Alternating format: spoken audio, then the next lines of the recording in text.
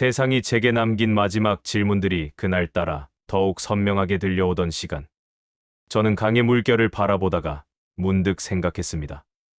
나이가 든다는 것은 도대체 무엇일까? 주름이 깊어지는 것일까? 시간이 빨라지는 것일까?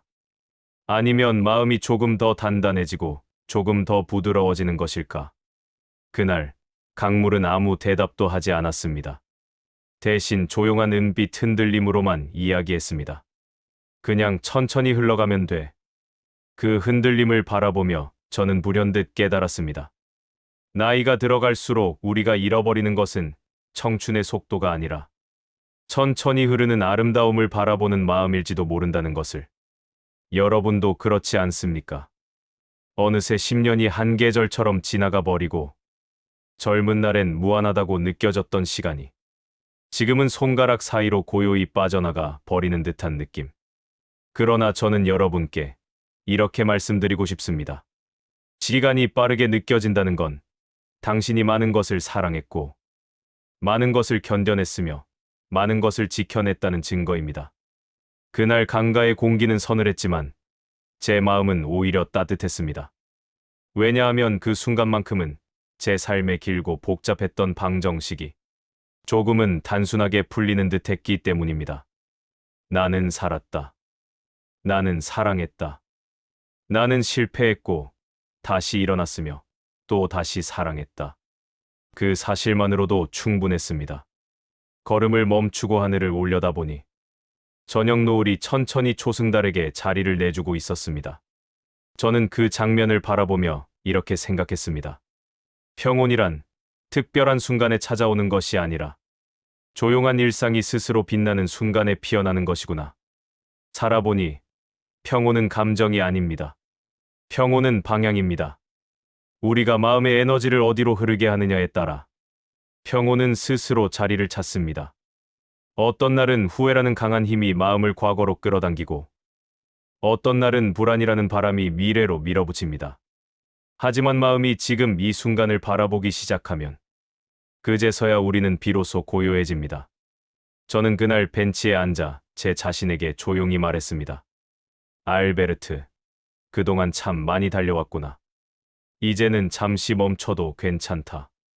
그리고 여러분께도 같은 말을 전하고 싶습니다. 이제는 조금 천천히 걸어도 됩니다.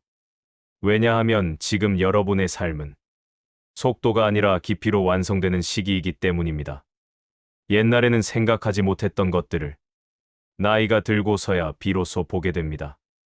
예를 들면 이런 것들입니다. 햇빛이 잔잔하게 벽을 스치는 순간, 누군가가 건네는 따뜻한 차 한 잔의 온도, 거실 시계의 규칙적이고도 다정한 초침 소리, 책장 속 오래된 사진에서 풍겨오는 지난날의 냄새, 젊은 날엔 흘려보내던 모든 장면이 이제는 마치 작은 기적처럼 느껴집니다. 저는 인생의 후반부가 되어서야 알았습니다.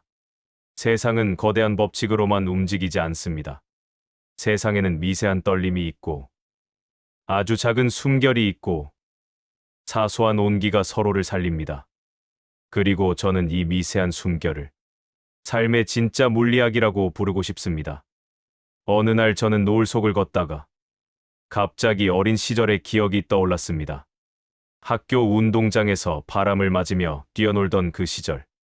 선생님이 제 손을 잡아주던 따뜻한 순간. 어머니가 밤새 등불 아래에서 바느질을 하던 모습. 그 순간 저는 깨달았습니다. 이 작은 기억들이 내 우주의 근본이었다는 것을. 마찬가지로 여러분의 삶도 그 평범했던 날들이 가장 큰 의미를 품고 있습니다. 누군가의 손을 잡아주었던 순간, 누군가를 위해 밥을 지었던 날들, 울다가 웃고 웃다가 울었던 기억들, 그 모든 것들이 여러분의 우주를 만들었습니다. 저는 젊은 시절엔 위대한 발견을 꿈꿨지만 말년에 이르러 이렇게 말했습니다. 세상에서 가장 위대한 공식은 사람이 사람에게 남긴 따뜻함이다. 그날 저는 강가에서 일어나 천천히 집으로 걸어갔습니다. 그리고 마음속으로 아주 오래된 한 사람을 떠올렸습니다.